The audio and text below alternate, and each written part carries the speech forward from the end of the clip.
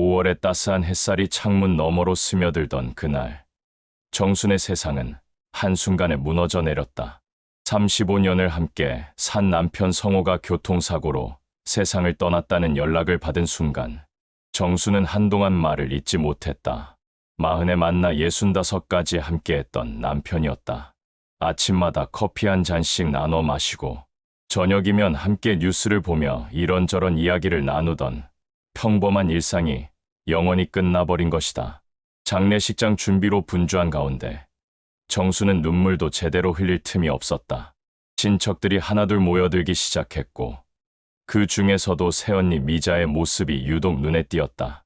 미자는 평소 성호와 사이가 각별했다. 성호가 살아있을 때도 큰 일이 있으면 항상 미자에게 먼저 상의했고 미자 역시 성호를 친동생처럼 아꼈다. 하지만 오늘의 미자는 어딘지 달라 보였다. 옳게. 미자가 조심스럽게 정순에게 다가왔다. 장례식장의 소란스러운 분위기 속에서도 그녀의 목소리는 유독 낮고 은밀했다. 성호 오빠, 보험 들어놨다며? 큰돈 나온다던데. 정수는 깜짝 놀라 미자를 바라봤다. 보험? 무슨 보험을 말하는 걸까? 그게 무슨 소리예요? 우리 그런 거 없는데요. 정순의 목소리에는 당혹감이 가득했다. 35년을 함께 산 부부인데 남편이 보험을 들었다면 모를 리가 없었다. 아, 그래. 미자의 눈빛이 묘하게 반짝였다. 그럼 내가 잘못 들었나 보네. 성호 오빠가 그런 말 한 적 있었는데. 미자는 말끝을 흐리며 다른 친척들 사이로 스며들어갔다. 정수는 혼란스러웠다. 남편이 자신 몰래 보험을 들었을 리가 없다. 하지만 미자의 확신에 찬 어조가 자꾸 마음에 걸렸다. 슬픔과 의심이 뒤엉킨 채 정수는 첫날 밤을 맞았다. 빈소 앞에 앉아 남편의 영정을 바라보며 정수는 작은 의심의 씨앗이 마음 한구석에 뿌리 내리는 것을 느꼈다. 이튿날 장례식장은 더욱 많은 사람들로 북적였다. 성호의 직장 동료들과 오랜 친구들이 조문을 왔고 친척들도 모두 모였다. 그런데 이상한 일이 벌어지기 시작했다. 사람들이 정순을 보는 눈빛이 어딘지 이상했다. 동정 어린 시선이 아니라 마치 무엇인가를 의심하는 듯한 시선이었다. 미자는 이날도 여전히 적극적이었다. 조문객들에게 차를 대접하며 이런저런 이야기를 나누는데 그 목소리가 점점 커지고 있었다. 성호 오빠가 평소에 보험 이야기를 자주 하더라니까. 요즘 경기가 어려워서 그런 것도 생각해봐야 한다고. 정수는 미자의 말을 듣고 있자니 점점 화가 났다. 보험 이야기라니. 성호는 그런 사람이 아니었다. 오히려 보험 같은 것에 대해서는 회의적이었고 건강하게 살면 되지 뭐라며 웃어넘기곤 했다. 그런데 더 충격적인 말이 터져 나왔다. 친척 중 한 명이 목소리를 낮춰 다른 사람들에게 속삭이는 소리가 정순의 귀에 들려왔다. 혹시 성호가 보험금 타려고 일부러 사고 낸 건 아닐까? 요즘 그런 사람들 많다던데. 정수는 그 말을 듣는 순간 온몸이 얼어붙었다. 남편을 자살로 몰아가는 소문이었다. 35년을 함께 산 남편의 명예가 이런 식으로 짓밟히고 있었다. 그런 소리 하지 마세요. 정순이 목소리를 높이자 친척들은 모두 그녀를 바라봤다. 옳게, 진정해. 미자가 다가와 정순의 어깨를 두드렸다. 사람들이 그냥 하는 소리야. 하지만 정말 보험 같은 거 없었어. 성호 오빠가 나한테는 분명히 그런 얘기를 했었는데. 미자의 말에 다른 친척들도 고개를 끄덕이며 정순을 쳐다봤다. 마치 정순이 뭔가를 숨기고 있다는 듯한 시선이었다. 사흘째 되는 날, 상황은 더욱 악화됐다. 며느리 영희가 조심스럽게 정순에게 다가왔다. 어머니, 사람들이 자꾸 이상한 소리를 하는데 정말 아버지가 보험을 들어두신 건 아니죠? 영희의 목소리에는 불안감이 가득했다. 당연히 아니야. 정순이 단호하게 대답했지만 영희의 표정은 여전히 의심스러워 보였다. 심지어 손주들까지 할머니를 이상하게 바라보기 시작했다. 평생 가족을 위해 헌신했던 정순에게는 견디기 힘든 일이었다. 그날 밤, 빈소를 지키며 홀로 앉아있던 정수는 더 이상 참을 수 없었다.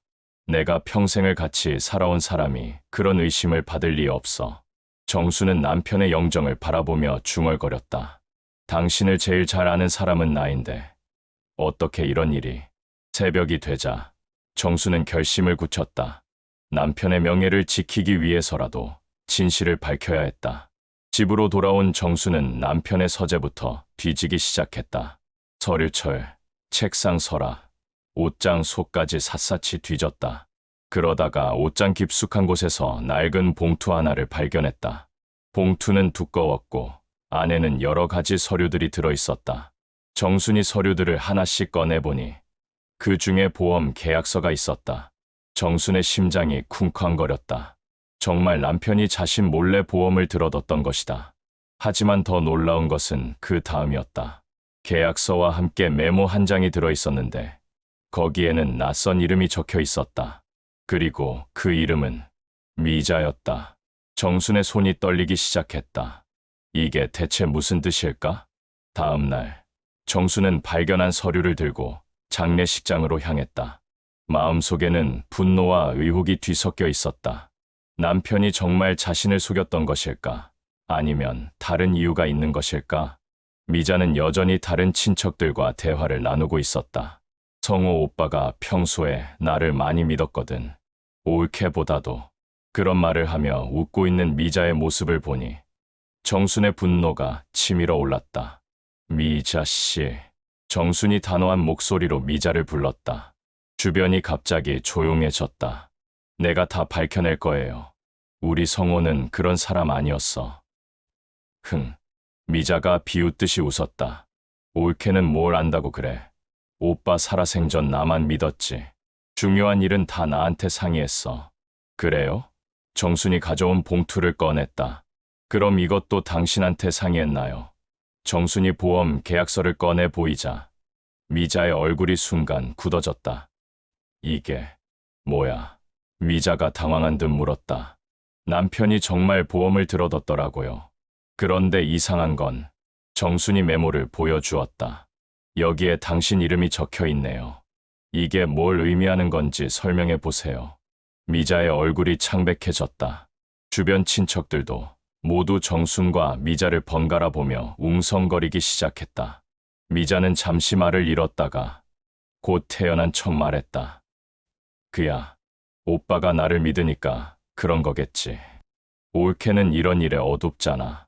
하지만 정수는 더 이상 물러서지 않았다. 그럼 보험회사에 직접 확인해 보죠. 누가 수혜자로 되어 있는지. 정순의 단호한 말에 미자의 눈빛이 흔들렸다. 미자는 위기감을 느꼈지만 곧 다른 전략을 펼쳤다. 그녀는 울음을 터뜨리며 다른 친척들에게 호소했다. 올케가 나를 의심하고 있어요. 오빠가 돌아가셨는데 이렇게 가족끼리 싸우는 게 말이 돼요? 친척들은 미자의 편을 들기 시작했다. 정순아, 너무 예민한 것 아니야? 미자가 뭘 잘못했다고. 슬픔에 지쳐서 그러는 거야. 진정해. 미자는 승기를 잡았다고 생각했는지 더욱 당당해졌다. 올케, 내가 성호 오빠를 위해 뭔가 해준 게 잘못이야? 오빠가 나를 믿고 중요한 일을 맡겼을 수도 있는 거 아니야? 며칠 후, 미자는 실제로 보험회사에 보험금을 청구했다.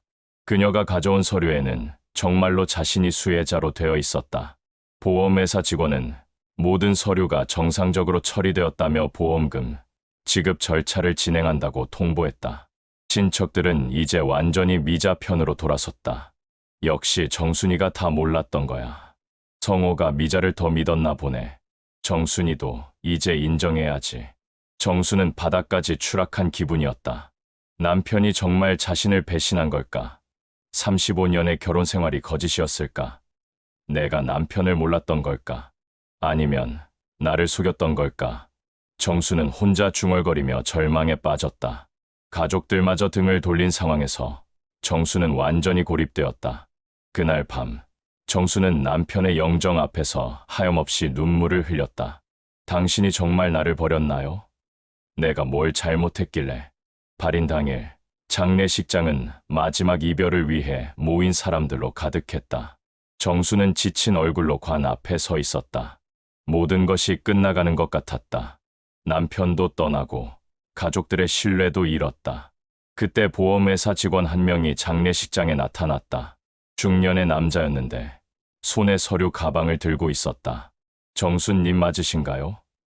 보험 관련해서 중요한 이야기가 있습니다. 모든 사람들의 시선이 보험회사 직원에게 집중되었다. 미자는 자신만만한 표정으로 앞으로 나섰다. 저예요. 보험금 받을 사람은 저라고요. 하지만 직원은 고개를 저었다. 죄송합니다만 확인해야 할 사항이 있습니다. 직원이 서류 가방에서 파일을 꺼냈다. 보험 수익자 변경에 관한 기록을 다시 조사했는데 이상한 점을 발견했습니다. 무슨 뜻이죠? 미자의 목소리가 떨리기 시작했다. 원래 이 보험의 수익자는 정순 씨였습니다. 직원의 말에 장례식장이 술렁였다. 그런데 사망하기 한 달 전에 수익자가 미자 씨로 변경되었어요. 문제는 직원이 잠시 말을 멈췄다. 문제가 뭐죠? 정순이 떨리는 목소리로 물었다. 서명이 위조된 것 같습니다. 필적 감정 결과 성호 씨의 평소 서명과 다른 점들이 발견되었어요. 직원의 말에 모든 사람들이 미자를 바라봤다. 미자의 얼굴이 새하얘졌다. 그게 무슨 소리예요? 오빠가 직접 서명한 거라고요. 그렇다면 증인은 누구였나요? 직원이 물었다. 보험 수익자 변경에는 반드시 증인이 있어야 하는데 기록상 증인란이 공백으로 되어 있어요. 장례식장은 충격에 빠졌다. 즉, 성호는 처음부터 끝까지 아내 정순을 위해 보험을 들어둔 것이고 누군가가 서류를 조작한 것이었다. 모든 시선이 미자에게 집중되었다. 미자가 변명을 하려는 순간 조용히 지켜보던 사람이 입을 열었다. 정순의 둘째 아들 민수였다. 평소 과묵한 성격이라 잘 나서지 않던 그가 천천히 앞으로 나왔다. 엄마, 사실 아버지가 돌아가시기 전에 내게 말씀하신 게 있어요. 민수의 말에 모든 사람들이 그를 바라봤다. 아버지가 마지막 주에 병원에 계실 때 저를 따로 부르셔서 말씀하셨어요. 무슨 말씀을? 정순이 물었다. 미자가 서류를 손댈지도 모른다. 만약 내가 죽고 나서 이상한 일이 생기면 꼭 밝혀내라고 하셨어요. 민수가 휴대폰을 꺼냈다. 그래서 그때 대화를 녹음해뒀어요. 뭐라고? 미자가 소리쳤다. 그런 거짓말을.